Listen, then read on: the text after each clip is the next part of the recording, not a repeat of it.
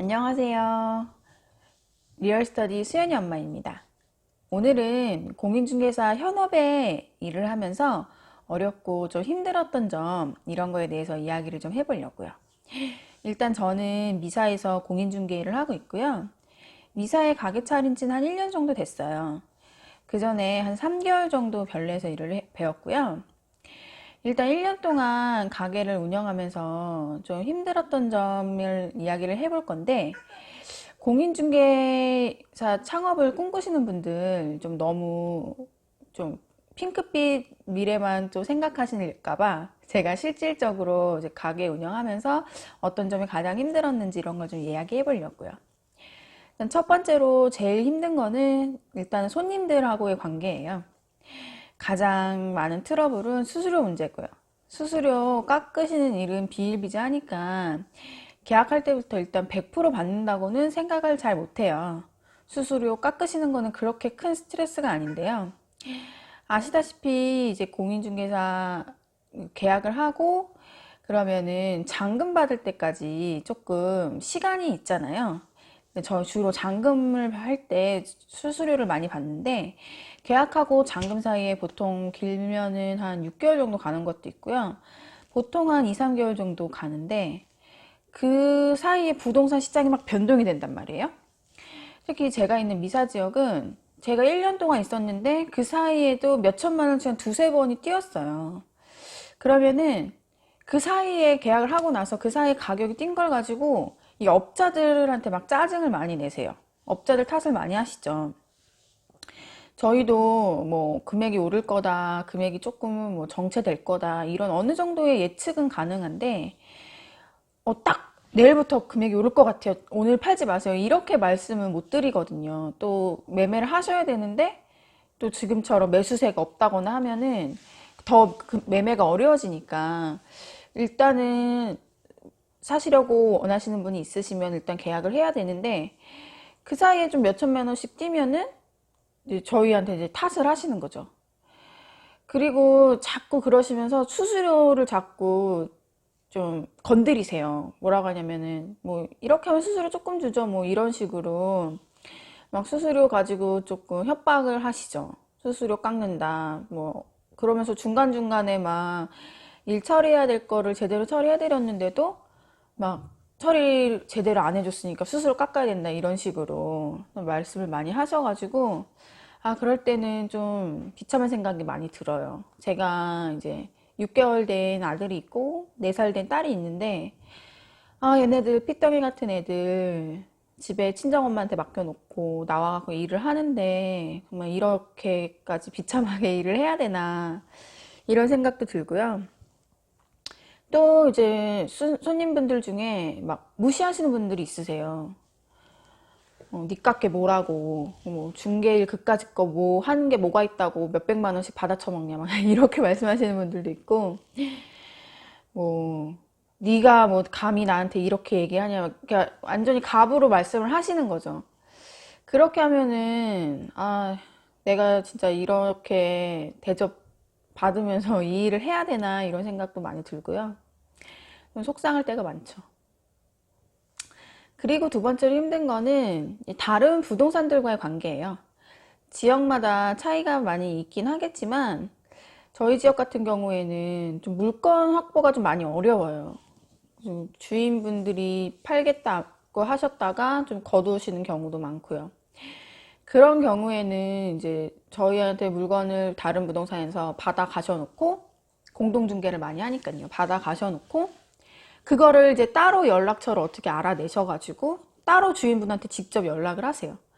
그래서 어느 부동산에 얼마에 내놓으신 것 같은데 저희도 물건 주시면 안 되냐고 저희도 잘 해드리겠다 이러시면서 뒤로 물건을 빼시거나 아니면 직접적으로 이렇게 물건을 빼시면은 우리가 아니까 친한 옆에 부동산한테 이제 말을 하시는 거죠. 몇 동 몇 호에 물건 나왔다. 니네가 전화해서 물건 받아라. 그럼 우리랑 거래하자. 이런 식으로 하시는 거죠. 어느 정도 이제 관계가 형성이 된 경우에는 직접 주인분들이 저희한테 연락이 오세요. 뭐 부동산에서 연락이 와서 자꾸 물건 달라 그런다. 뭐 어떻게 해야 될지 모르겠다. 이렇게 막 연락을 처음에는 하시다가 또 계속 연락이 오고 뭐 잘해드리겠다 잘해드리겠다 막 하면은 주인분들도 거래를 하셔야 되니까 어쩔 수 없이 그쪽에도 내놓으시는 거죠.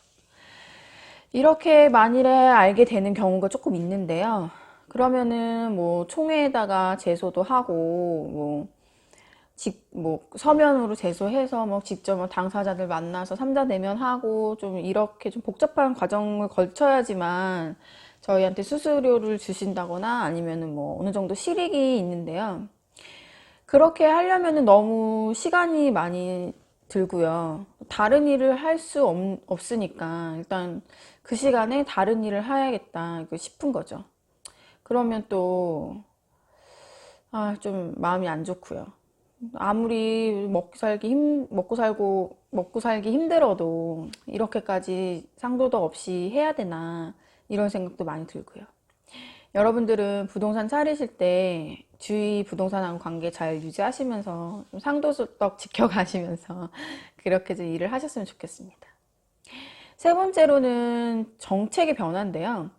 일단은 제가 지금 1년밖에 안 되기 때문에 1년 사이에 좀 정책이 많이 변한 것도 있지만 이번 정부 들어와가지고 부동산 가격 잡는다고 이제 다양한 정책들을 내놓았죠. 부동산 투기를 억제하고 뭐 집값 안정화하고 하는 거는 뭐 궁극적으로는 가야 될 방향이기 때문에 좋은데 너무 짧은 기간 안에 정책이 너무 자주 나오는 게 조금 문제인 것 같아요. 정책이 하나가 나오면 매수자분들이나 매도자분들이 어느 정도 기간 동안에 관망을 좀 하시거든요. 그 정책이 시장에서 어떻게 반응을 하는지 좀 지켜보시고 그리고 내가 어떤 대응을 하시는데 시장 상황에 그 정책이 이제 스며들어서 어떻게 시장이 변하는지 이거를 당연히 보시긴 보셔야죠. 그래서 이제 지켜보시는 건데 그렇게 된다면 길게는 뭐 3달, 뭐 짧게는 1달 이 정도 진짜 손을 놓고 있어야 돼요. 일단은 매수 손님이 없으시고요. 또 전월세 위주로 일을 해야 되는데 또 그것도 녹록치 않고요. 일단 한번 정책이 이렇게 나와가지고 쭉 지속이 되면은 시장 상황이 이렇게 바뀌는구나. 그러면은 이렇게 또 대응이 되겠구나. 그러면은 내가 손님한테 어떻게 브리핑을 하면 좋겠구나. 좀 이런 게 나오는데 좀 된다 싶으면 또 새로운 정책이 나오고 또 된다 싶으면 또 새로운 정책이 나오고 이러니까 그러면 진짜 좀 힘들거든요. 좀 아예 너무 조용한 시장 상황에서는 조금 버티기 작전을 돌입해가지고 좀 버티는 상황인 거예요. 그 다음에 마지막으로는 좀 임금 부동산하고의 좀 비교? 이런 게 좀 힘들어요.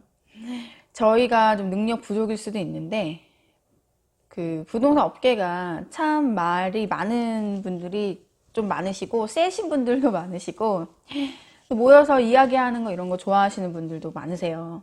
어디 무슨 일이 있다더라 이런 이야기를 많이 하시는데 뭐 어떤 부동산에서 뭐 큰 거를 해가지고 몇 천만 원 벌었다더라 뭐 어떤 부동산에서 뭐 얼마에 어떤 거 거래했다더라 이런 이야기들을 좀 많이 하시는데요. 한편으로는 축하하는 마음 이런 것도 드는데요. 저도 사람인지라 부럽고 또 나는 능력 부족인가 보다. 능력도 없는데 가게 차려가지고 좀 여러 사람 힘들게 한다. 그런 생각도 많이 들고요. 또 자극도 많이 되고요. 특히 이제 시장 상황이 좀 어려운 상황에서는 또 그렇게 주위에서 한두 개 큰 거 했다고 하면은 더 그게 마음에 콕 와닿죠. 이거를 또 업무를 하면서 내가 이렇게 좋은 방향으로 승화를 시켜야겠지만 그 얘기 들은 하루는 좀 집중이 안 되고 좀 어떻게 해야 되지? 우리는 왜 이러지? 이런 생각을 좀 많이 하게 되는 것 같아요. 부동산 일이 집 보여주고 계약하고 하면 된다고 이렇게 쉽게 생각하시는 분들도 많으신데요. 실질적으로 스트레스 받을 일이 정말 많아요.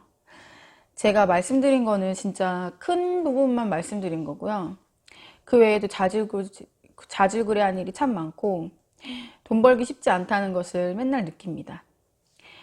또 인격적으로 좀 모독당할 때는 정말 왜 내가 이런 소리 듣고 여기 있어야 되는지 그런 생각도 많이 들고요.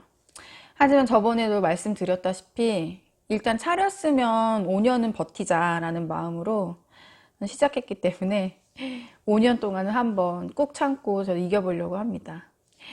오늘은 부동산 현업에 있으면서 스트레스 많이 받는 일에 대해서 이야기를 해봤는데요. 제 이야기 들어보시고, 아, 나는 사무실 차리면 어떻게 해야 되겠다, 이런 거 한번 고민도 해보시고, 또 같이 업계에 계신 분들은 이런 일, 저런 일 있어도 열심히 해서 한번 힘을 내보자고요. 오늘도 어제보다 조금 더 행복한 하루 되시고요. 다음 시간에 또 뵙겠습니다. 감사합니다.